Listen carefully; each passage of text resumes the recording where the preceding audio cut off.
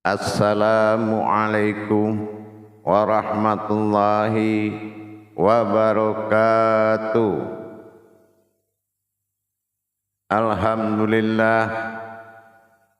Alhamdulillahi rabbil alamin.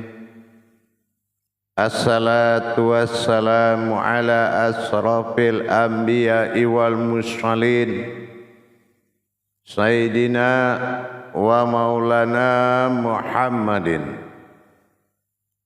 Ashhadu an la ilaha illallahul malikul haqqul mubin wa ashhadu anna Muhammadan abduhu wa rasuluhu was-sadiqul wa'adal amin.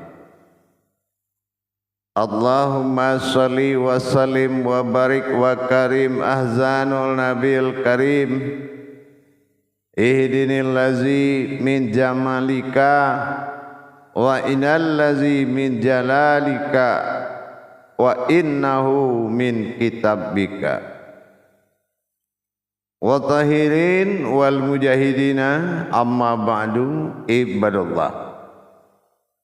Bersyukur kita kepada Allah dengan mengucapkan alhamdulillahi rabbil alamin atas segala limpahan karunia rahmah dan hidayahnya, serta dengan izinnya juga kita dapat menjalankan amanahnya, beramal beribadah zahir batin dunia dan akhirat. Bersalam kita tidak akan pernah kita lupakan.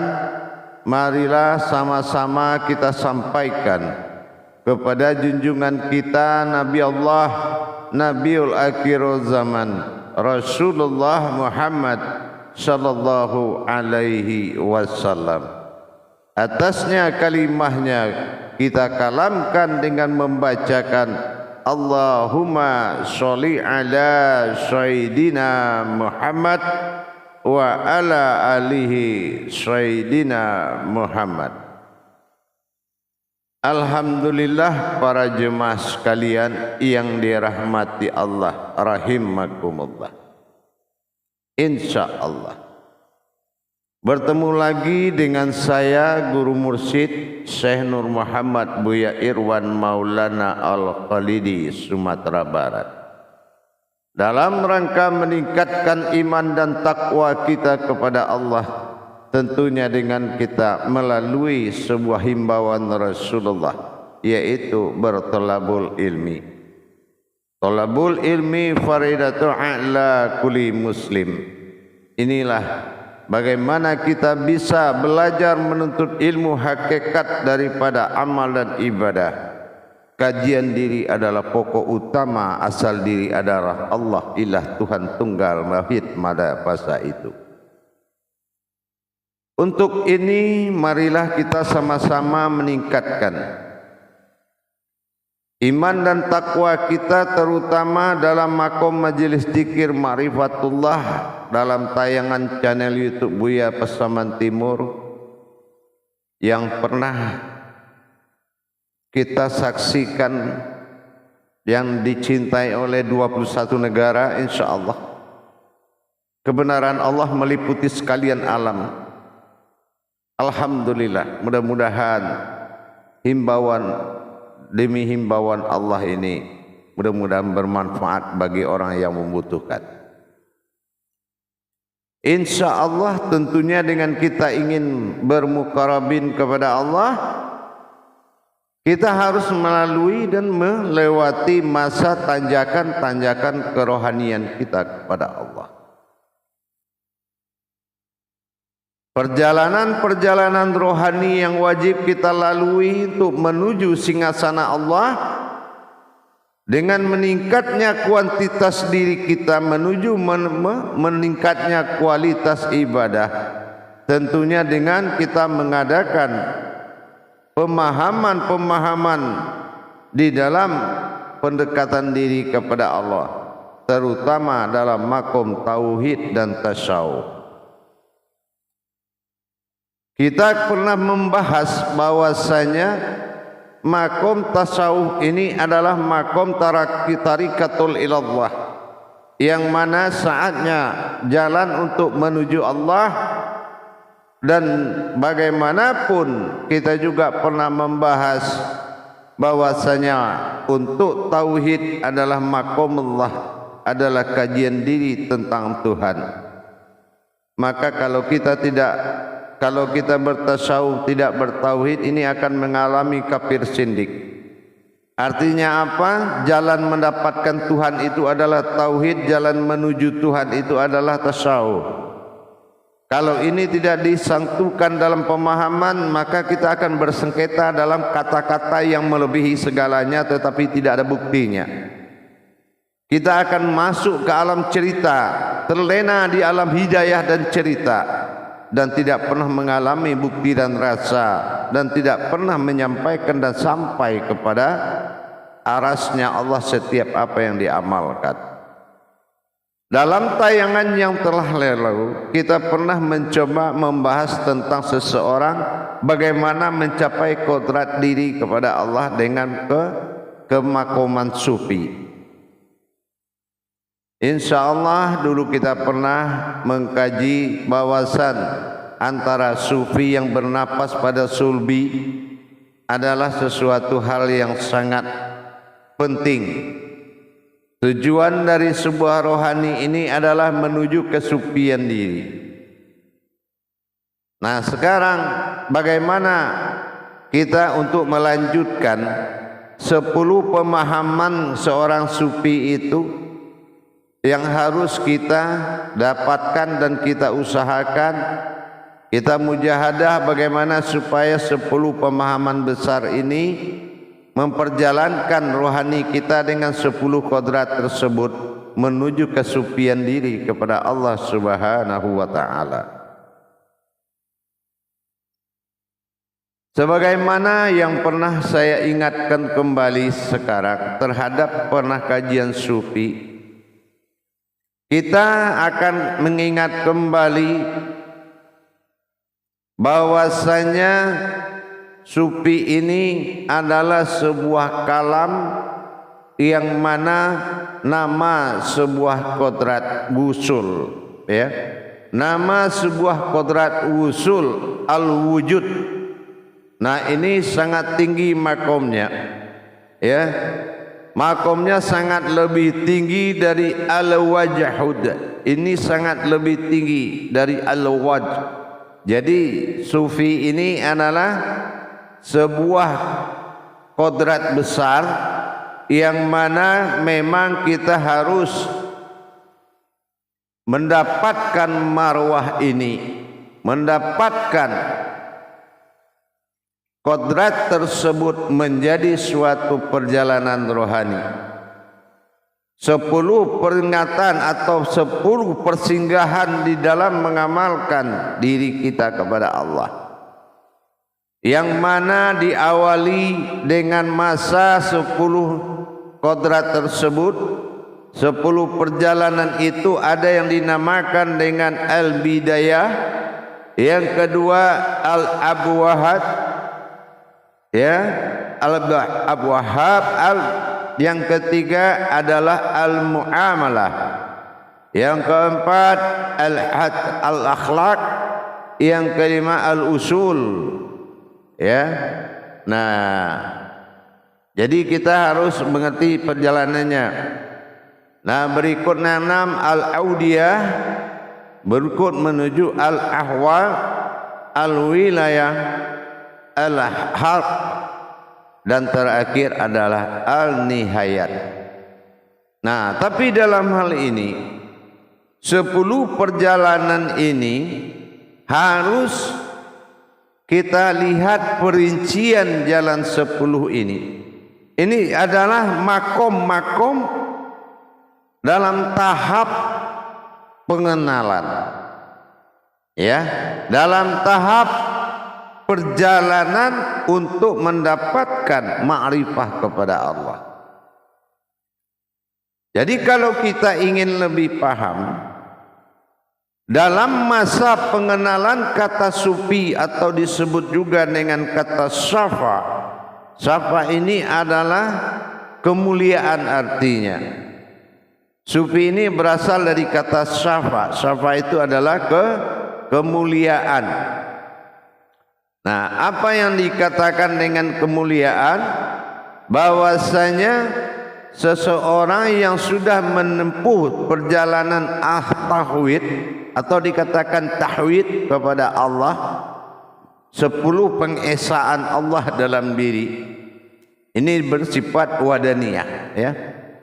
Nah, disinilah mendapatkan al-haqqullah. Tujuan utama adalah al-haqqullah, mendapatkan kebenaran diri yang sebenarnya kepada Allah, yaitu hakikinya, puncak tertingginya sebuah perjalanan disebut dengan perjalanan sufi, atau dikatakan syafa, atau dikatakan kemuliaan. Apa yang dikatakan kemuliaan? Kemuliaan hati dan jiwa. Jadi sufi ini memiliki kemuliaan hati dan jiwa. Hidup adalah hati dan berpulang adalah jiwa. Inilah yang sangat menentukan. Jadi sufi ini adalah suatu kodrat yang memiliki satu kehidupan atau kehidupan tunggal, ya, memiliki kehidupan tunggal kepada Allah.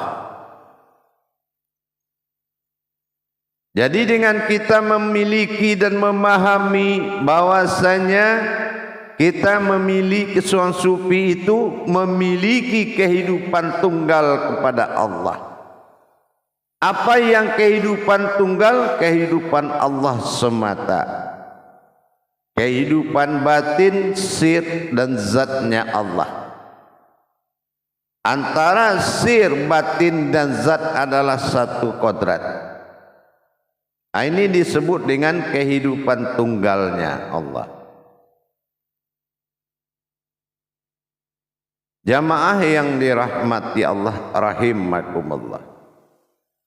Dari 10 perjalanan rohani tadi, kita awali yang pertama, disebut dengan perjalanan ma'rifah. Apa yang dikatakan perjalanan ma'rifah?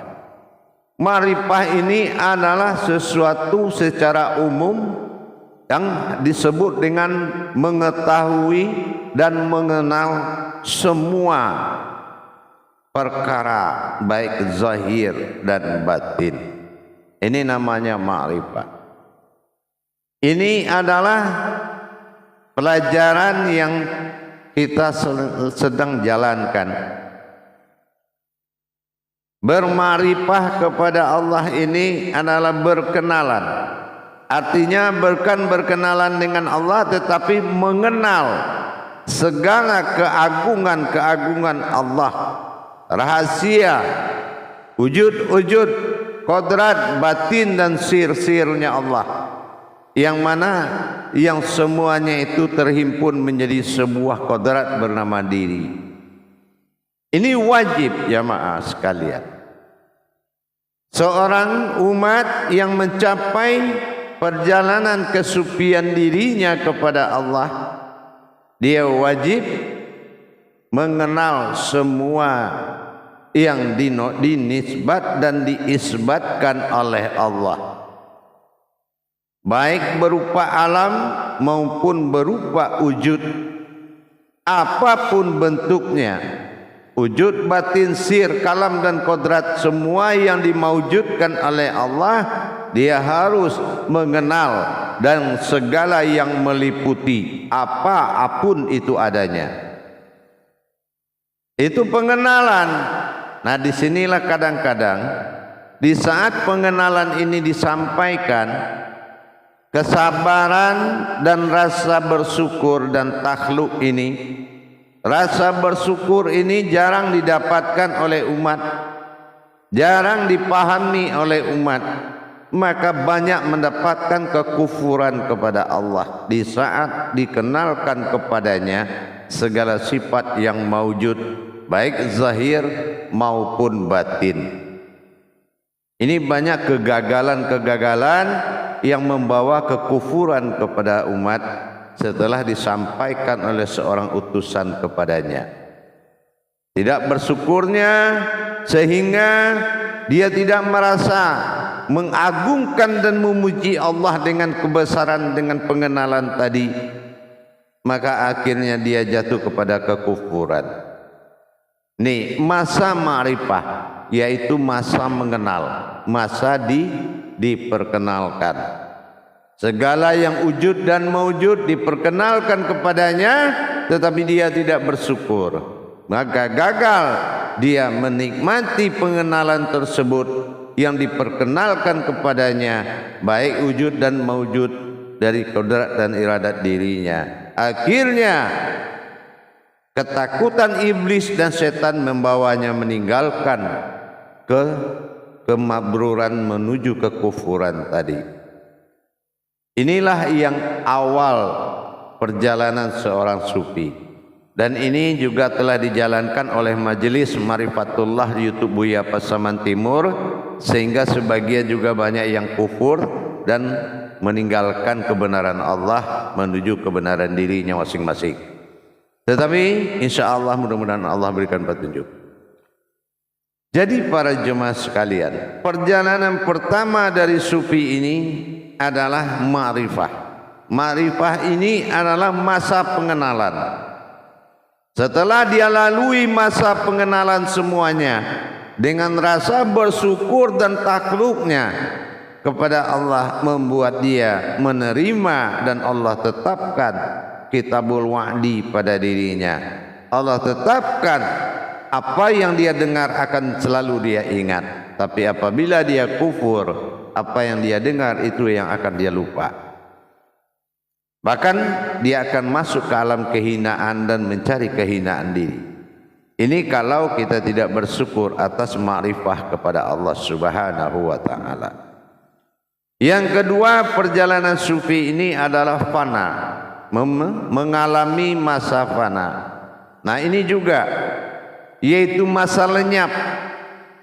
Apakah memang kita sudah pernah merasakan lenyapnya dari segala yang mungkin baharu, dari segala rasa, segala pandangan? Ini adalah sesuatu yang sangat menentukan. Jadi kalau semuanya kita jalankan, pernah kita menjalankan masa yang dikatakan fana, leburnya manusiawi, lahirnya insan bertuhan, dan kita memasuki masa fana, tidak ada lagi yang baharu melainkan kodratnya semata. Dan ini pernah masa kita lakukan dalam suatu tafrid dan tajrid, merasakan dan mengalami. Ini adalah yang kedua dalam perjalanan 10 perjalanan rohani menuju kesufian. Itu. Jadi kalau umpamanya kita sudah bisa, biasanya ini adalah puncak ya. Puncak sebuah kekuatan secara hakiki seseorang mengamalkan. Atau puncak kusuknya. Puncak kusuknya seseorang yang sedang mengamalkan, bermarifah kepada Allah, yaitu fana, lenyap. Ini sangat bagus sekali kalau ini sudah kita dapati. Tidak ada sesuatu yang mewujud baginya melainkan wujud Allah semata. Inilah masa fana yang harus dilalui. Nah yang ketiga, melewati masa bako atau kekal, masa kekal. Nah apa yang kita maksud masa kekal?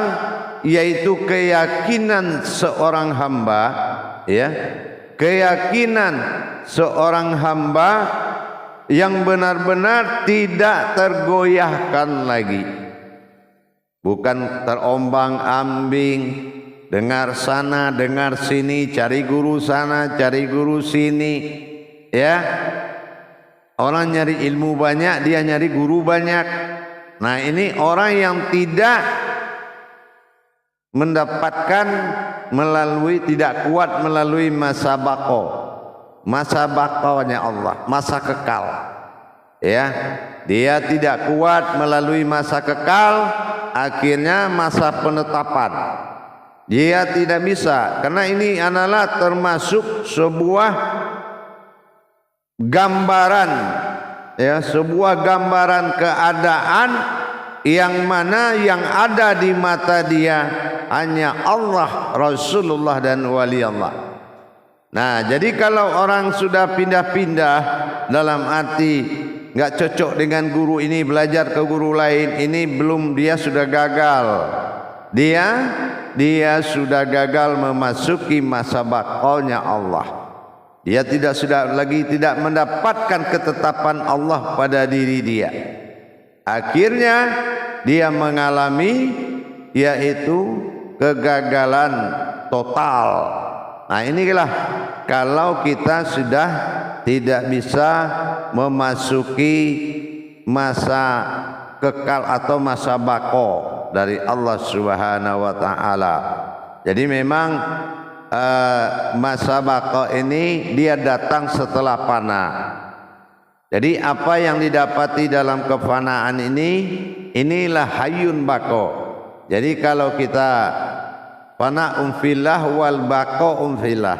Jadi kalau dia tidak mendapatkan diri yang fana, dia tidak bisa mengkekalkan atau menetapkan kefanaan Allah atau diri yang tidak berurat, tidak berdarah di dalam hidupnya. Ininya tangga rohani ini sangat menentukan kepada pengembangan lanjut atau tidaknya dia dalam 10 perjalanan besar tadi.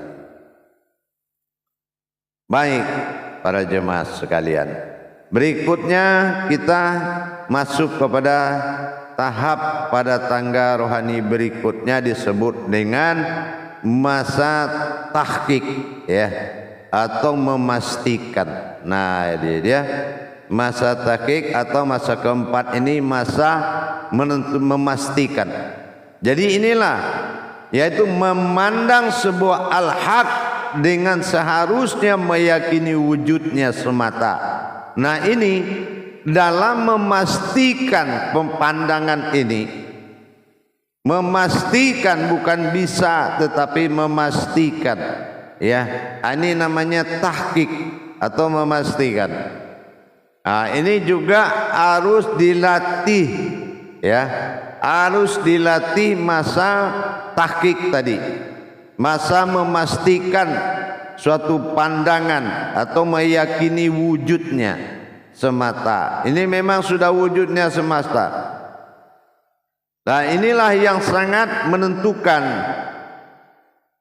Jadi tidak ada lagi sesuatu yang mewujud di dirinya dan dia sudah bisa memastikan, baik itu jalan ibadah maupun di jalan ilmu 24 jam. Nah, ini butuh kemantapan dari sebuah kepastian daripada sebuah tahqiq atau pandangan. Nah, yang kelima adalah al-tabis. Nah, al-talabis. Talabis ini menyembunyikan. Nah, gitu. Ya, apa yang dikasutnya tingkat ini hanya bagaimanapun dia mengaitkan atau memakainya segala yang maujud tadi. Memang menyembunyikan hal-hal yang seperti ini harus benar-benar dengan kekuatan, ya. Jadi bukan kita memunculkan dengan perkataan, tetapi kita selalu menyembunyikan dan tampil sebagai orang biasa. Nah, ini dia. Jadi bagaimana kita bisa memakaikan segala kebaikan dan kebajikan kepada al-haqnya Allah ditampilkan sebagai orang biasa. Pembicaraannya tidak pernah merendahkan orang lain dan kebisaan dia bukan untuk mengecilkan orang lain. Nah, ini masuk daripada dikembalikan sebagai geraknya Allah. Ini masa talabis, yaitu masa kita mengalami dan menyembunyikan dengan tidak menggambar-gamburkan kerahasiaan Allah. Para jemaah sekalian, dalam tingkat al-habis ini selalu menjaga ketulusan, ya, kebaikan yang keluar dari dirinya. Dia jaga laksana apapun sesuatu yang menghalangi, semuanya ini adalah perwujudan Allah pada diri dia. Jadi dengan adanya dia bisa bersifat al-talabis tadi, maka dia bisa menyembunyikan kebenaran dan menyembunyikan tahta dan martabat Allah dalam dirinya. Begitulah sebuah sufi tadi memang menjadi persembunyian batinnya Allah, benar-benar menjadi persembunyian yang sangat kuat. Para jemaah yang dirahmati Allah rahimakumullah. Jadi dengan kita sudah memahami yang keenam adalah disebut dengan al-wujud, ya, bersifat wujud atau mendapati. Ini yang dimaksud. Mendapati, yang menemukan, yang dimaksud dalam hal ini adalah segala wujud. Tingkat rohani seorang hamba menempuh yaitu salaqah atau jalan Tuhan, dan dia berhasil menemukan sifat usul bagi Allah, yaitu terhubung dengan al-wujud yang lebih tinggi. Nah, ini yang bertemu dengan al-wujud yang lebih tinggi dari segala yang maujud di dalam ibadahnya. Nah, ini dikatakan sifat wujud. Jadi wujud Allah yang pertama, Allah wujud, siapa yang mau diwujudkan setelah itu? Nah, setelah yang diwujudkan yang pertama ini pernah dia temukan.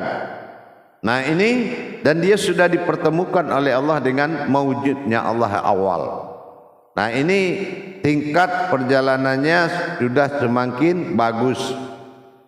Ya, apalagi yang menuju perjalanan yang ketujuh, yaitu dengan melakukan tajrid. Nah, tajrid itu melucuti atau menggugurkan atau memisahkan segala sesuatu selain dari Allah dari hatinya. Jadi dia tidak lagi melihat apapun gerik atau gerak apapun dalam hatinya. Ini sudah dia gugurkan. Nah, ini dengan tajrid. Jadi kalau ada orang bercerita segala macam, ini tidak ada dalam hati saya. Wah, ini kata-kata begini tidak ada, kodrat begini tidak ada dalam hati saya. Dia sudah bisa memisah-misahkan demikian. Nah, ini sudah bagus sekali. Kalau tingkat yang tajrid tadi, yang ketujuh ini sangat betul-betul marwahnya lebih tinggi. Jadi kalau dia sudah hal-hal yang bersifat persyaratan wusul ini tidak ada dalam hatinya, dia tidak mau ikut campur. Nah, ini dia tadi, ya. Maka dengan sifat tajrid tadi, maka dia seorang manusia, segala urusan yang dia kehendaki dunia duniawi ini diisolasinya dulu. Dia kurung permintaan nafsunya dulu, tapi dia jalankan menurut dunia yang hasanah, tetapi berupa permintaan dia tidak mau. Jadi dia tinggalkan artinya dia buka sandal perjalanan keduniaan dia. Mungkin lebih tepat di Taha 12 itu bisa dipelajari. Ini yang ketujuhnya. Nah, yang kedelapan itu yaitu tafjerid. Nah, ini menyendiri artinya. Tadi tajrid, ini tafjerid. Nah, tajarid ini adalah sifat menyendiri. Dia selalu bisa sufi ini menghadirkan, ya, dia selalu bisa menghadirkan diri hak semata, meniadakan selain. Bedanya kalau tafrid fokusnya pada pemisahan, nah selain al-haq dan diri, sedangkan tafrid fokus hanya ke dia, cintaan hambanya untuk dirinya. Bagaimana dia menghubunginya diri al-haq ini terus menerus. Nah, ini dia lakukan oleh seorang sufi. Dia menghubungi diri al-haq terus menerus. Disinilah makanya kecintaan tadi, mencintai diri batinnya Allah dalam dirinya. Ini adalah wujud, salah satu bentuk wujud yang ke-8 dalam perjalanan rohani seorang sufi. Berikut para jemaah, yaitu yang ke-9 adalah dikatakan dengan al-jani. Nah, atau al-jan, ya. Nah, apa al-jami itu? Artinya menyatukan atau penyatuan, yaitu menggabungkan perasaan, pandangan, kesadaran dengan al-haq tadi. Nah, ini menjamak ya. Nah, ini bagaimana menyatukan, ya, atau menggabungkan perasaan, pandangan dan kesadaran dengan al-haq, diri yang al-haq atau diri batin tadi, sehingga diri batin menjadi sebuah diri yang sangat memiliki kehidupan, ya, sangat memiliki suatu kehidupan yang bagus. Dia tidak lagi merasakan ada di sekelilingnya yang bisa mengganggu atau menyamai lagi diri yang al-haq tadi. Jadi tidak ada lagi tegasnya kehambaan Allah adalah dirinya. Nah, inilah makanya dikatakan diri yang al-haq adalah diri aku bagi Allah. Nah, ini kalau kita sudah melihat kepada perjalanan penggabungan diri al-haq ini dengan sifat rasa perasaan tadi. Nah, yang terakhir baru kita disebut melalui sebuah perasaan, sebuah perjalanan yang disebut dengan an-nihayat.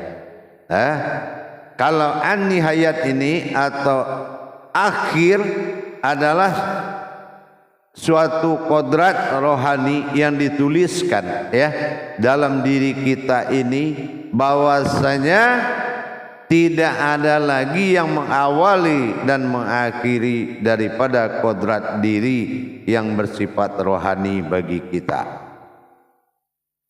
Di sini sangat sekali kita dituntut yang bersifat tahwid, ya, gitu, yang bersifat tahwid.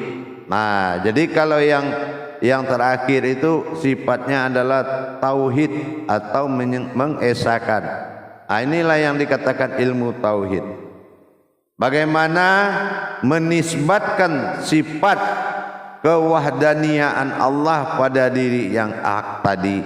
Jadi tidak ada lagi Tuhan selain wujud sebuah diri batin yang menuju wujudnya Allah. Jadi inilah tauhid yang paling hakiki, adalah puncak tertinggi perjalanan para sufi, yaitu ada yang lebih tinggi darinya lagi tidak ada. Syahadat adalah ekspresi terakhir tauhid daripada seorang sufi. Jadi bagaimana kita melaksanakan tauhid ini atau disebut dengan an-nihayat, itu adalah kehidupan terakhir. Ya, kehidupan awal dan kehidupan akhir sufi adalah kodrat syahadat tadi, yaitu sir, batin dan zat. Inilah yang dikatakan syafa atau mulia, yaitu berupa jiwa dan hati. Jadi sufi itu hanya punya jiwa dan hati dan tidak punya lain-lain. Ya, dia ada punya jiwa dan dia punya hati. Hati adalah kalbinya Allah disebut sulbi. Inilah sulbi yang menggerakkan kalbi. Jadi adalah hati dan jiwa. Inilah yang menjadi syafa atau dikatakan suci atau bersih. Jadi kekuatan daripada hati dan jiwa ini adalah kekuatan diri seorang sufi. Jadi 10 rohani, tanjakan rohani tadi membuat keberhasilannya, yaitu menjadikan hati dan jiwanya adalah hatinya maqamullah, jiwanya jiwa wa ta'alanya Allah. Inilah wa ta'alanya Tuhan, berwataknya pada sifat Allah pada dirinya. Inilah sufi. Jadi kalau kita pernah mendengar bagaimana kejadian sufi, orangnya mengemis, bukan. Sufi itu adalah suatu sifat bagi Allah yang maujud, ya. Jadi sifat bagi Allah yang maujud ke dalam kehidupan yang berkodrat bernama sufi, yang mana sufi ini bernapas kepada sulbi. Jadi dia bukan bernapas kepada kolbi, tapi dia bernapas kepada sulbi. Makanya dalam makom al-bidayah, al-abahab, dan al-mu'amalah, al-akhlaq, al-usul, al-audiyah, al-ahwad, al-wilayah, al-haq, dan terakhir al-nihayat adalah perjalanan sufi, rohani seorang sufi. Jadi hasil perjalanan yang 10 itu melahirkan syafa atau sufi, yaitu suci jiwa dan hati. Hanya ada jiwa dan hati di dalam kodratnya yang bernama sufi. Bukan insan, tapi sufi. Dari amalan yang dia dapatkan masa ibadah tasawuf. Jadi sufi ini berangkat dari tasawuf. InsyaAllah. Mudah-mudahan pengalaman ini menjadi suatu penghargaan atau rasa syukur kita kepada Allah. Dengan Allah memperjalankan rohani kita menuju kesufian diri, insyaallah menjadi orang yang bersuci hati dan suci jiwa. Hidup bagaikan hati, mati adalah lamunan jiwa. Jangan ganggu yang dua perkara itu. Capailah syafa, sufi, hati dan jiwa. Barakallahu ya karim. Akhirul kalam. Wabillahi taufiq wal hidayah. Wassalamualaikum warahmatullahi wabarakatuh.